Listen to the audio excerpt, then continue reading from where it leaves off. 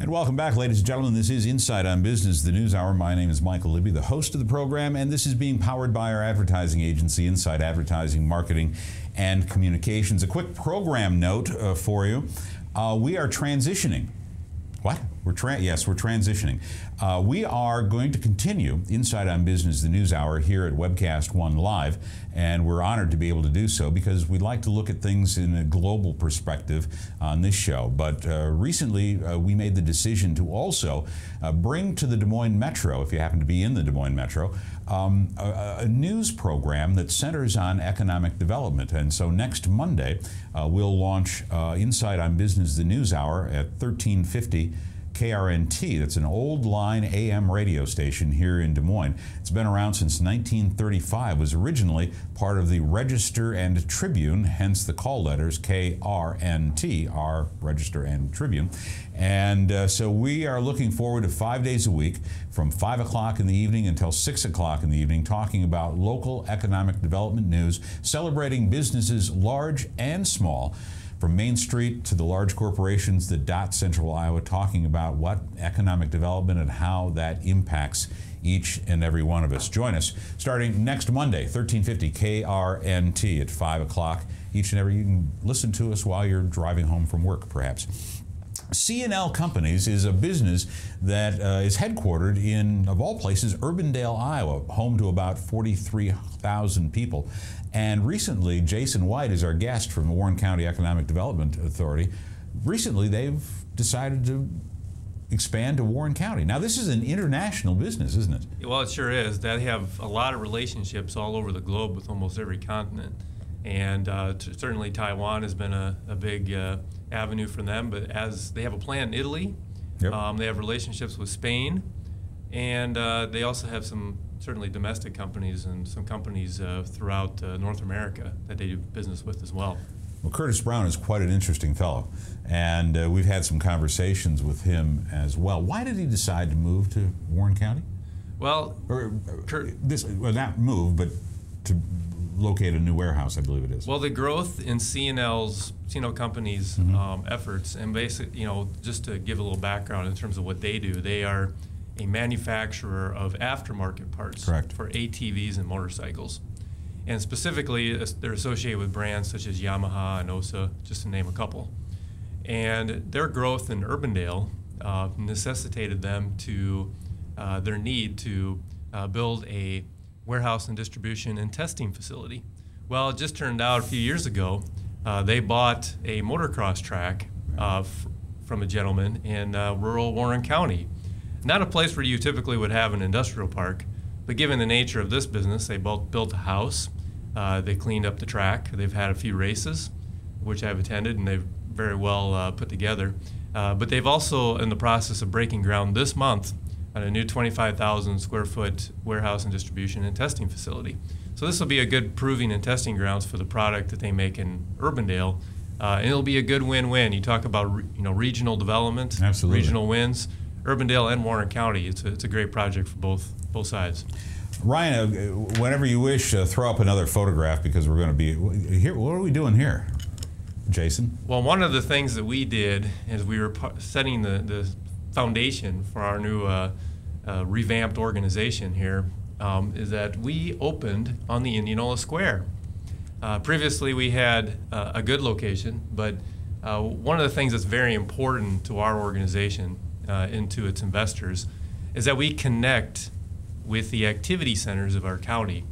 And the old-time squares, they were the hub of activity. They're a hub of activity all over Iowa. And we believe very strongly in maintaining the vitality of the Indianola Square. I think it's the only square in Warren County, but certainly we have some bustling downtowns as well. But we decided to open up a nice office on the Indianola Square, and there was our ribbon cutting right there. Very nice. Well, it is those kinds of things that breathe life into a town.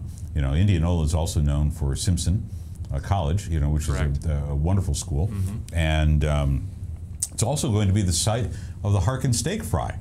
In a couple of weeks, I think it is. And, yeah, I think Senator Harkin has held that event there for quite a few years. 30-some years, I think it is. And it's and Vice President Joe Biden, by the way, is one of the featured speakers. We've already scheduled an interview.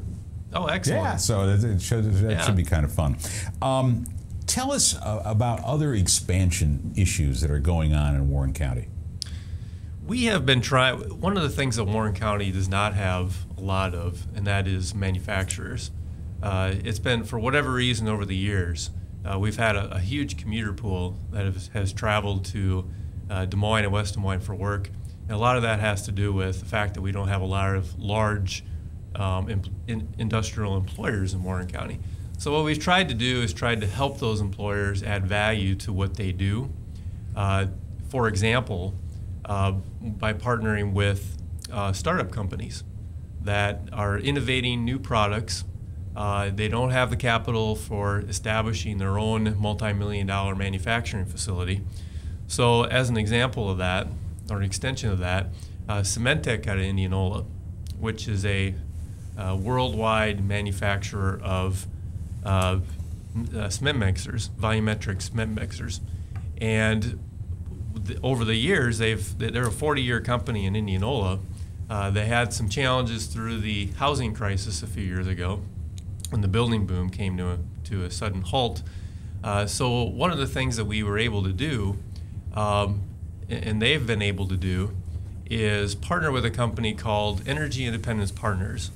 It's a startup firm headquartered in, at this point, Johnston, moving their operations into Indianola.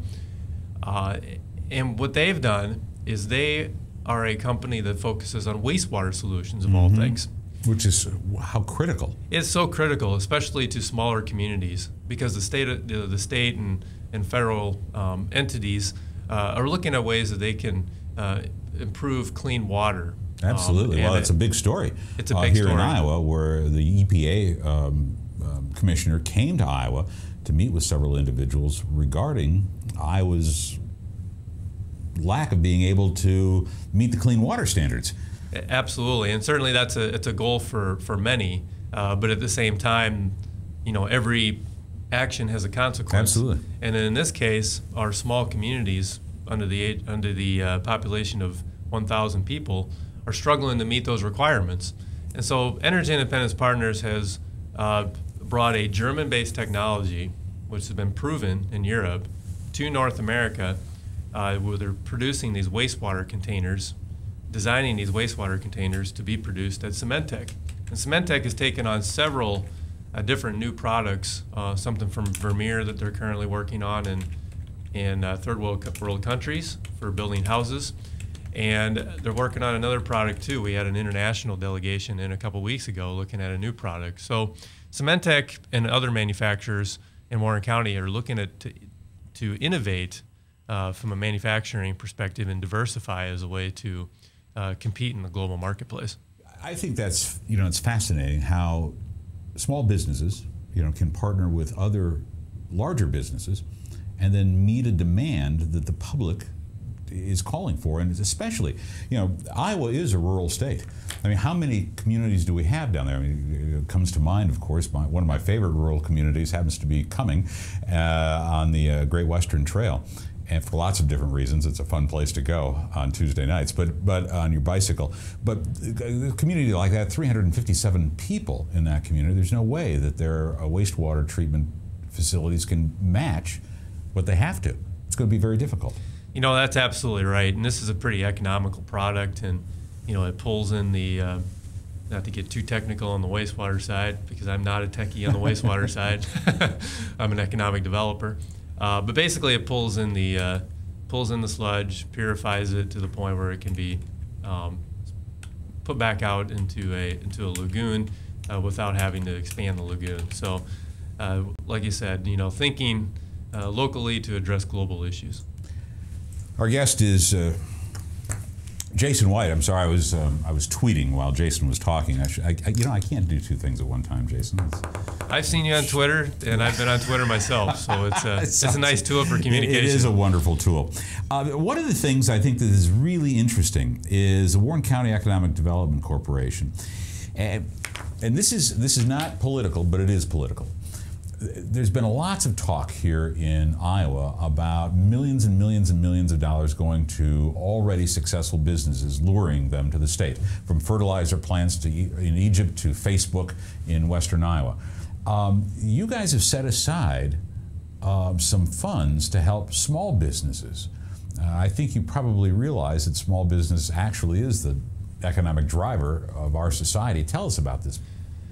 We know our organization works with small businesses, medium and large, but one of the things that we know is that, and we're never going to pass up an opportunity to work with a large business. Of course not. If we have an opportunity, we're going to seize that opportunity.